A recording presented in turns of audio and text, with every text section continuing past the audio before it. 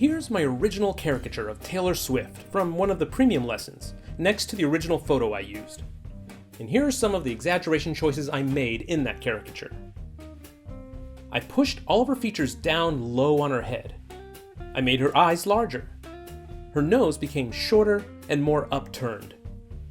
Her chin got smaller, and of course I made her teeth pretty big in my sketch.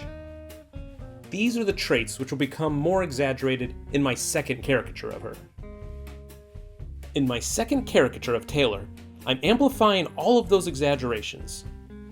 Her cranium gets larger relative to her face, which shrinks, and her mouth and teeth take up a lot more space on the smaller face. That's a great example which shows how some things get bigger and some things get smaller in a caricature of a caricature. Things become more of what they already are. The nose gets smaller too, and the tip becomes more upturned, because that's what I did in her first caricature. And now the eyes, squinty in the first sketch, become almost totally closed in this new one. The structure of the face gets a little more simplified in this sketch.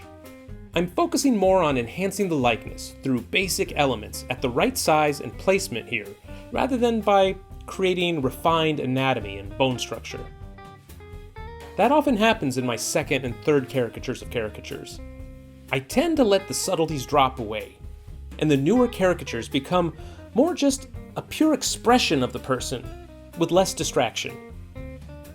If you're after a style of caricature that is more simple, abstract, or geometric, this is a good way to get there. But after I get the initial drawing laid in, I do spend some time here on crosshatch shading, because after all, in the end, I do like to put a sense of three-dimensional volume in my sketches. In the first part of this drawing, my task was just to exaggerate the previously exaggerated shapes and relationships. So the block-in was focused on simply placing those features so that I could see the likeness with only the outlines of the shapes. But now, as I finish it up, I try to resolve the forms and shadows. But I'm eager to start the third sketch, so it stays pretty rough. My analysis of this second sketch is that I'm happy with the direction I've pushed things. It's definitely a lot funnier than the first sketch. My execution on this one is a little rushed, but that's okay. If I wanted to take this sketch and develop it into a finished rendering or a painting, I could easily do that using the fundamental techniques from part 1 of this course. I would do an abstraction tracing on top of this, and then trace the final drawing on top of that. When I talk about how it's important to have strong fundamental skills to do more advanced work, that's what I'm talking about. For this caricature of a caricature of a caricature, things start off even more simply and geometric than my previous sketch. I'm trying to caricature her in as few lines as possible to get right to the main statement or core of the exaggeration. And remember, your goal in this third caricature should be to draw something completely ridiculous. Try to go way beyond what you think you should do. Don't let logic, anatomy, or perspective get in the way. Think abstractly about the face and what the core elements are that you need to include. So don't hold back. Since I've had practice on her face and built up to this point with the previous 2 sketches, I feel a lot more comfortable abandoning my normal style and habits. And I'm seeing the caricature more clearly in my mind before I put it onto paper. Remember that the point of this triple caricature exercise is to push yourself, learn to take risks, and go beyond with what you're comfortable doing in a caricature.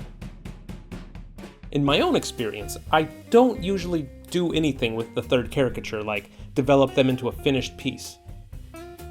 Sometimes it's because the third sketch just misses the likeness, but mostly it's because even when there's a good likeness, they're usually a little too extreme for the style of exaggeration that I like to have in my portfolio. But that doesn't mean the third caricature has no value to me. On the contrary, the extreme exaggerations are really helpful. For one, they loosen me up and give me the confidence to know that I have the ability to draw upon it if I ever do need to do it for an assignment or a job. And more importantly, when I go to a more extreme level of exaggeration like this, it shows me what the essence of the likeness is.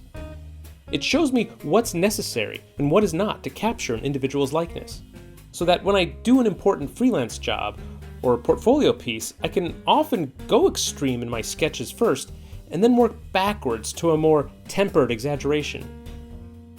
Most publications and clients aren't looking for ridiculously extreme exaggerations in my experience, but going through a process like this can really help you find your own style and your own voice as a caricaturist.